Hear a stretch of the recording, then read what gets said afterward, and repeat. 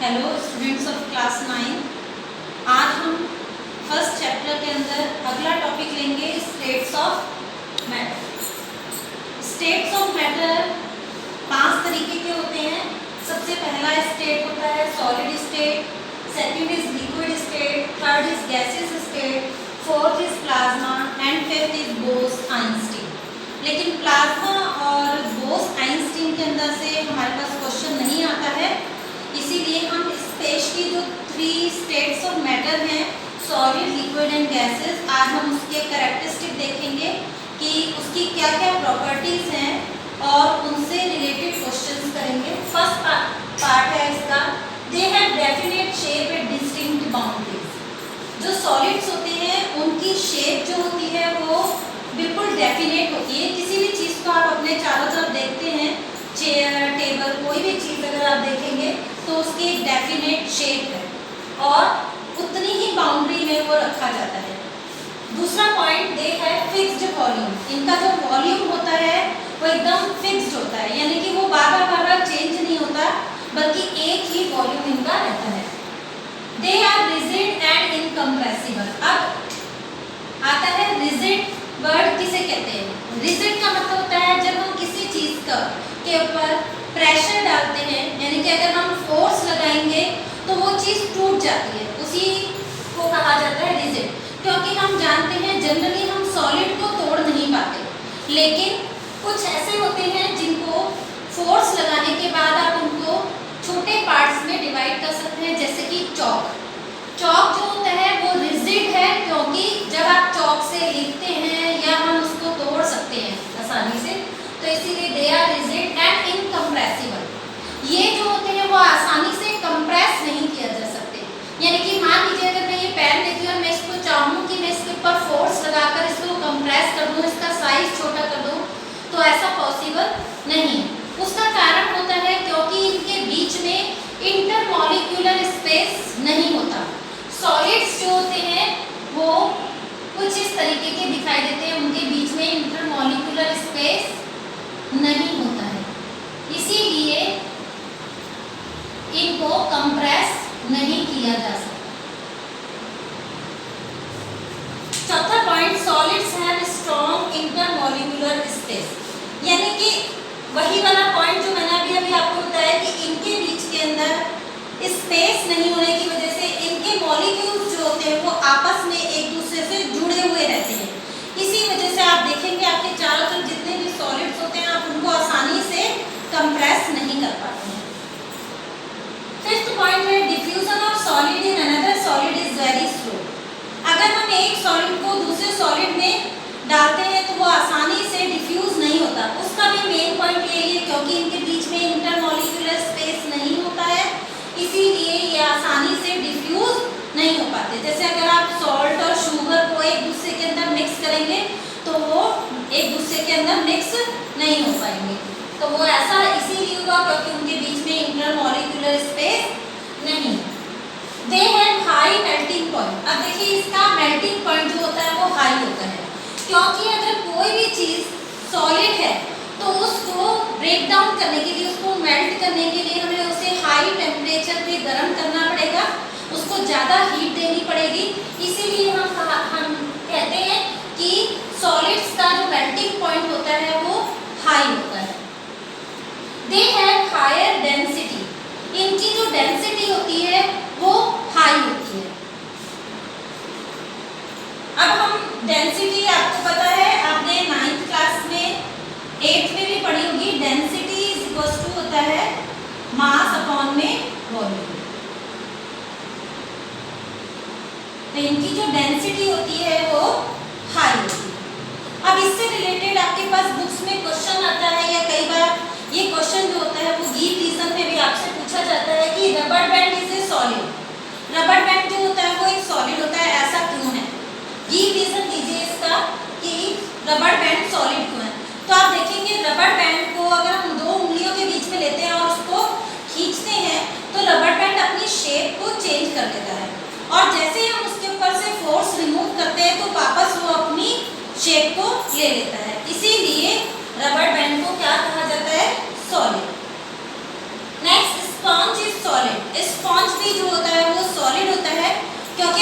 देखा होगा आपके घरों में सोफे के अंदर स्पंज का यूज करा जाता है। जब हम उसके ऊपर बैठते हैं तो अगर आप स्पंज को वैसे देखेंगे तो उसमें आपको छोटे छोटे होल्स दिखाई देंगे जो कि एयर को लिए हुए होते हैं, यानी कि उनके अंदर एयर जो होती है वो फील्ड होती है।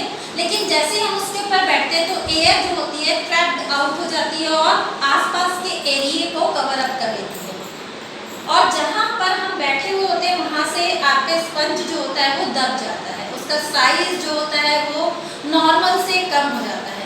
लेकिन जैसे ही आप उसमें से उठते हैं थोड़ी ही देर में बाद वो अपनी शेप को रीगेन कर लेता है। तो ऐसा इसीलिए होता है क्योंकि sponge is a solid. Third, crystal of sugar and salts are solid whether they kept in different jar. अगर हम शुगर या सॉल्ट को, या आपके घर में पल्सेस वगैरह हैं, इन सभी को हम वैसे तो सॉलिड कहते हैं, लेकिन क्वेश्चन ये कई बार आता है कि जबकि हम उनको अलग अलग शेप में के बॉक्सेस में रखते हैं तो वो अपनी शेप भी चेंज कर लेते हैं। तो ऐसा क्यों है?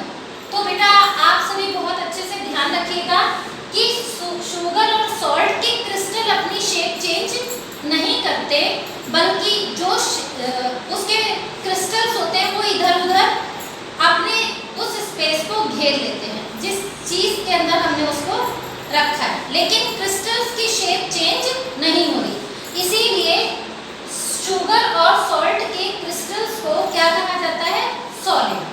ये सभी प्रॉपर्टीज जो हैं वो सॉलिड्स की हैं। नेक्स्ट स्टेप पे हम चलते हैं लिक्विड स्टेट। मैं यही आशा करती हूँ कि आप लोगों को के जितने भी क्वेश्चन सॉलिड्स के लिए अराइज होंगे वो सभी आसानी से सॉल्व हो जाएंगे। Next is liquid state. Liquid state का सबसे पहला पॉइंट होता है कि they have no fixed shape. इनकी जो फिक्स्ड शेप कभी भी नहीं होती। आप देखते हैं कि अगर आप पानी को एक गिलास में रखते हैं तो वो गिलास जैसा होता है, लेकिन अगर आप उसको एक बाउल के अंदर रख देंगे तो उसकी शेप फिर से बाउल जैसी हो जाएगी। नेक्स्ट अगर आप उसको किसी और बर्तन के अंदर रखेंगे या अपनी वाटर बॉटल के अंदर देखिए कि जो कि बिल्कुल ही पतली सी है लेकिन वो लंबी ज़्यादा है तो उसकी तरह से शेप हो जाएगी। तो ऐसा इसलिए क्योंकि उसकी फिक्स्ड शेप नहीं होती है। अब फिक्स शेप इसीलिए नहीं होती क्योंकि इनके बीच में इंटरमॉलिक्यूलर स्पेस सॉलिड्स के कंपैरिजन में ज़्यादा होता है। नेक्स्ट पॉइंट दे है फिक्स्ड वॉल्यूम। दूसरा पॉइंट है इनका वॉल्यूम जो होता है वो हमेशा फिक्स्ड रहता है। जैसे कि अभी मैंने आपको सारे एग्जाम्पल दिए हैं कि गिलास के अंदर रखा तो गिलास जैसी शेप है, बाउल के अंदर रखेंगे तो बाउल जैसी शेप होगी, लेकिन आप अपनी वाटर बॉटल के अंदर रखेंगे तो वाटर बॉटल जैसी शेप होगी। ऐसा इसलिए क्योंकि इनका वॉल्यूम जो होता है वो हमेशा फिक्स रहता है, वॉल्यूम चेंज नहीं होता। हमेशा आप किसी भी बर्तन में रखेंगे पानी का जो वॉल्यूम है वो एक गिलास ही है, इसीलिए they have fixed volume. Third point is intermolecular force are weaker. इनका जो इंटरमॉलिक्यूलर फोर्स होता है वो सॉलिड के कंपैरिजन में कम होता है, यानी कि हम कह सकते हैं कमजोर होता है। इनके बीच में थोड़ा सा सॉलिड्स के कंपैरिजन में थर्ड पॉइंट है इंटरमॉलिक्यूलर फोर्सेस आर वीकर। जो इसके बीच में इंटरमॉलिक्यूलर फोर्स होता है वो कंपैरिजन टू सॉलिड जो होता है वीक होता है। ऐसा इसलिए क्योंकि इसके बीच में स्पेस जो होता है आप देख रहे हैं ज़्यादा होने की वजह से सॉलिड के कंपैरिजन में, इसीलिए इनका इंटरमॉलिक्यूलर फोर्स वीकर होता है। Next point is they are slightly more compressible than solid. ये जो होते हैं वो सॉलिड के कंपैरिजन में ज़्यादा कंप्रेस किया जा सकता है। जैसे आप देखते हो आपके घर में दूध की थैली होती है, आप आसानी से उसमें दूध फील्ड है फिर भी आप उसको आसानी से कंप्रेस कर सकते हैं।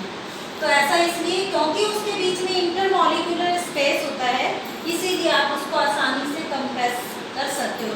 लेकिन बहुत ज़्यादा कंप्रेस इसे भी नहीं किया जा सकता। बस हम ये कर सकते हैं कि सॉलिड के कंपैरिजन में लिक्विड्स को हम कंप्रेस कर सकते हैं। Next point is they have lower density than solids. इनकी जो डेंसिटी होती है वो सॉलिड के कंपैरिजन में कम होती है।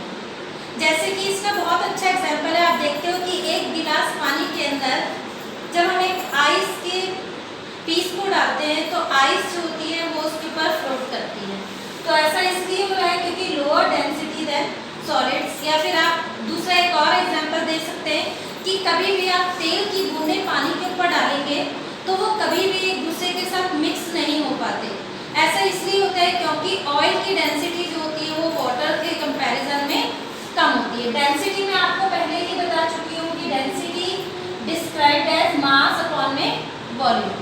तो इसका मतलब है कि ऑयल की जो डेंसिटी है वो वाटर से कम है, इसीलिए वो पानी के अंदर मिक्स नहीं हो पाता। तो जितने भी लिक्विड स्टेट होते हैं उनकी डेंसिटी सॉलिड से कम होती है। Next point is liquid can easily diffuse than solid. जिस तरीके से मैंने आपको बताया था कि हम शुगर और सॉल्ट दोनों ही सॉलिड्स हैं, उन दोनों को हम डिफ्यूज नहीं कर पाते, लेकिन जितने भी तरीके के लिक्विड्स होते हैं वो आसानी से डिफ्यूज हो जाते हैं। जैसे आप एक गिलास पानी के अंदर अगर आप थोड़ा सा दूध डालते हैं तो वो उसके अंदर मिक्स हो जाता है। आप एक बाल्टी पानी के अंदर थोड़ी सी डेटॉल डालते हैं तो वो अपने आप मिक्स हो जाती है, हमें उसे मिक्स करने की भी ज़रूरत नहीं है। हमने पिछली वीडियो में मैंने आपको डिफ्यूज का मीनिंग बताया था। डिफ्यूजन का मतलब होता है when two or more particles intermixing by its own. जब वो अपने आप ही मिक्स हो जाते हैं, हमें उन्हें मिक्स करने की ज़रूरत नहीं पड़ती, तो उसे कहते हैं डिफ्यूजन। तो लिक्विड्स कैन इजीली डिफ्यूज, तो इसीलिए लिक्विड्स के दोनों के अंदर भी क्योंकि इंटरमॉलिक्यूलर स्पेस कम है, इसीलिए दोनों के दोनों लिक्विड आसानी से डिफ्यूज हो जाते हैं, क्योंकि डेटॉल भी लिक्विड हो जाती है और जो वाटर है वो भी लिक्विड स्टेट में, इसीलिए सॉलिड्स जो है लेकिन आसानी से डिफ्यूज नहीं हो पाते। Next point is liquids can flow so they are called rigid.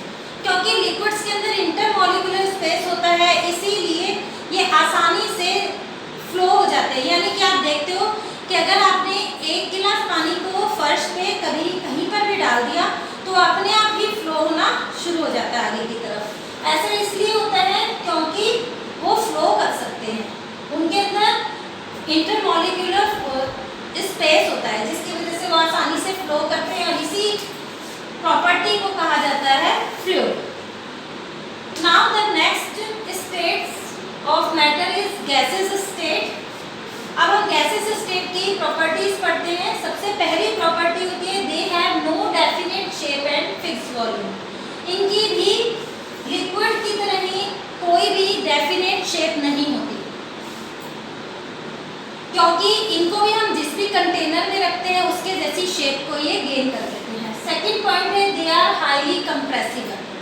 Gases एक ऐसी स्टेट है जिसे हम जितना चाहें उतना कंप्रेस कर सकते हैं। जैसे आप लोग देखते हो कि सीएनजी को हम एक छोटे से सिलेंडर में भर लेते हैं, तो ये भी क्वेश्चन आपका गिव रीजन में आता है कि हम सीएनजी जो गैसेस स्टेट है यानी कि सीएनजी कह सकते हैं आप, उसको हम एक स्मॉल सिलेंडर में कैसे फिल कर पाते हैं।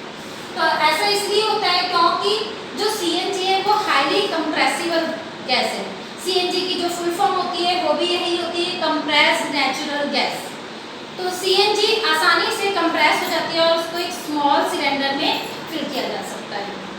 तो ऐसा इसलिए होता है क्योंकि गैसेस स्टेट के जो पार्टिकल्स होते हैं वो आपस में आसानी से इधर उधर मूव करते रहते हैं, इसीलिए इनके बीच में ज़्यादा स्पेस होने की वजह से, इंटरमॉलिक्यूलर स्पेस बहुत ज़्यादा होने की वजह से हम उसे कंप्रेस कर सकते हैं। ध्यान रखिए, जिस चीज़ में ज़्यादा इंटरमॉलिक्यूलर स्पेस होगा उसी चीज़ को हम ज़्यादा से ज़्यादा कंप्रेस कर पाएंगे।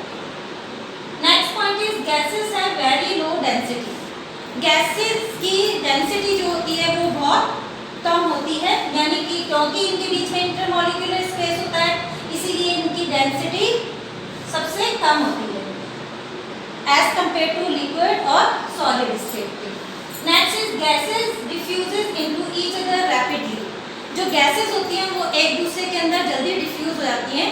कब पिछली वीडियो में मैंने आपको एक पॉइंट बताया था कि आप जब परफ्यूम को स्प्रे करते हैं तो वो उसकी जो स्मेल होती है वो आप आसानी से रिकॉग्नाइज कर पाते हैं। ऐसा इसीलिए होता है क्योंकि जो आपकी एयर है वो भी गैसेस स्टेट है और जो आपका परफ्यूम है वो भी गैसेस स्टेट है, इसीलिए वो आसानी से डिफ्यूज हो पाता है। ऐसे ही जो दो गैसेस वाटर में डिफ्यूज हो पाती हैं वो होती है carbon dioxide first and second one is oxygen. ये दोनों ही गैसेस वाटर के अंदर डिफ्यूज होती है, क्योंकि जितने भी एक्वेटिक एनिमल्स होते हैं वो वाटर को वहाँ से इनटेक करते हैं, क्योंकि वहाँ H2O और कार्बन डाइऑक्साइड को एक्सहेल करते हैं। ये दोनों ही गैसेस वाटर के अंदर डिफ्यूज रहती है। Fifth point is gases can easily flow. Liquid की तरह गैसेस भी आसानी से फ्लो हो पाती हैं। आप देखते हैं हवा चलती है, एयर जो होती है वो एक जगह से दूसरी जगह आसानी से फ्लो हो पाती है, क्योंकि उसके अंदर इंटरमॉलिक्यूलर स्पेस होता है। इंटरमॉलिक्यूलर स्पेस होने की वजह से ही ये भी फ्लूइड कहलाती है। यानी कि अगर आपको आ जाए कि write the name of two fluids, तो आप लिखेंगे liquid and gases. Next point is gases exerts pressure on walls of the container. हम जिस भी कंटेनर में इसको रखते हैं, यानी कि गैसेस स्टेट को आप जिस भी कंटेनर में रखेंगे उनके वो प्रेशर को एक्सर्ट करते हैं कंटेनर, क्योंकि आपको पता होना चाहिए कि जब वो इधर उधर मूव करेंगे, क्योंकि इंटरमॉलिक्यूलर स्पेस ज़्यादा है, जब पार्टिकल्स इधर उधर मूव करेंगे तो मूव करते समय वो कंटेनर से जाकर टकराएंगे, और कंटेनर से जब जाकर टकराते हैं तो वो किसी न किसी तरीके का फोर्स एक्सर्ट करते हैं। अब उतने एरिया में ही वो मूव करते रहते हैं, इसीलिए फोर्स अपॉन में एरिया इज कॉल्ड प्रेशर। इसीलिए जब हम किसी भी कंटेनर में गैसेस को रखते हैं तो वो प्रेशर को एक्सर्ट करते हैं, because force per unit area is called pressure. ये सभी पॉइंट्स जो हैं वो गैसेस स्टेट के हैं। इन सभी से आपको किसी भी पेपर में, चाहे किसी भी स्कूल का हो, उसमें से आपको गिव रीजन का क्वेश्चन आ सकता है। और जो मैंने आपको एक्सप्लेनेशन